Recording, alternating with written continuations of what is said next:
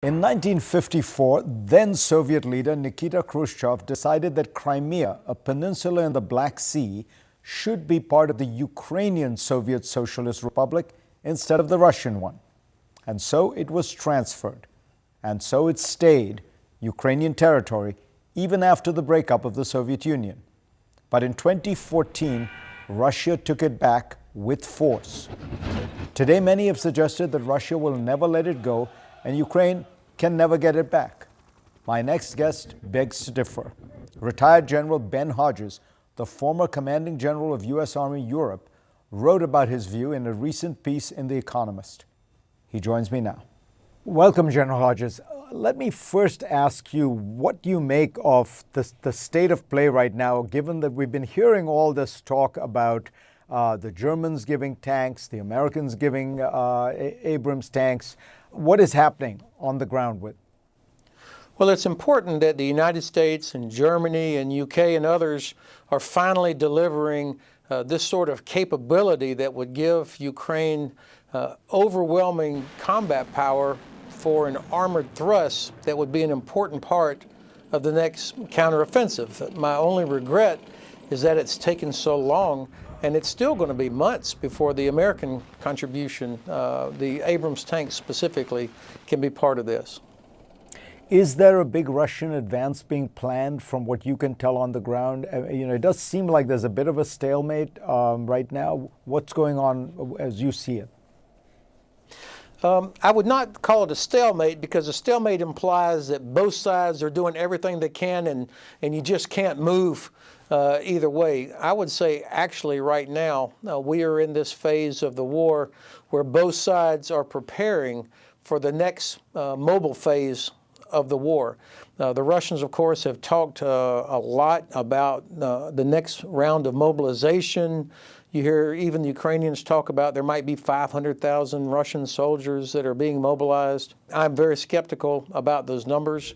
And of course, the Russians want us to be worried and thinking about a looming offensive so that we're focused on that rather than focused on the main effort, which is helping Ukraine liberate Crimea.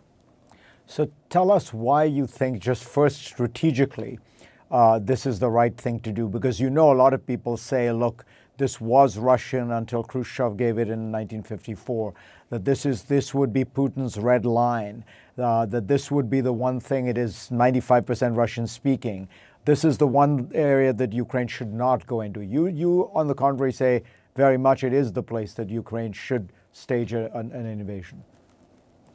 So it's important to remember, of course, that everybody, including the United States, recognizes that Crimea is sovereign territory of Ukraine. So there's no disputing the sovereignty of Crimea as part of Ukraine. I can't imagine a situation where it would be a good idea for Ukraine to go ahead and give up Crimea.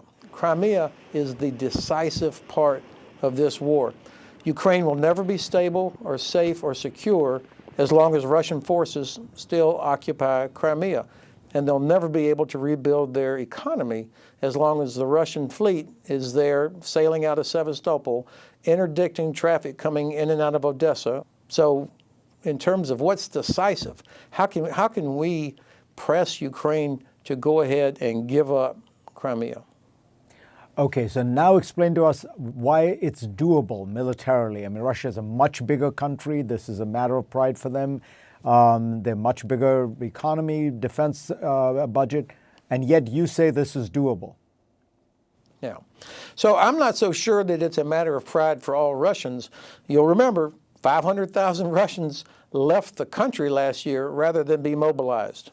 I'm sure they like going down to Crimea to the Black Sea for their holiday, as we saw last summer, but there are no Russian soldiers that want to be in Ukraine. War is a test of will and a test of logistics. The Russian logistics system is barely able to supply the Russian troops that it has in the field right now. The Russian Black Sea fleet is terrified of going anywhere near the Ukrainian coast, and Ukraine doesn't even have a navy. So I think when you start comparing populations and logistical systems, Ukraine does not have a manpower problem. They've got over 700,000 people in uniform and another 2 million that are ready to step forward. And of course, willpower. It's very clear that Ukrainians have the superior will, the soldiers as well as the people. What Russia has, and I think this is what you're alluding to, what Russia has, of course, is mass. They don't care how many get killed. We see that. They're losing between 600 and 800 people a day killed. They'll keep pushing those troops into the meat grinder in hopes of eventually overwhelming Ukrainian defenders. But as the SACEUR says, General Cavoli, Supreme Allied Commander of Europe, precision can defeat mass if you have enough time. How likely is it that you think the Ukrainians are going to take your advice?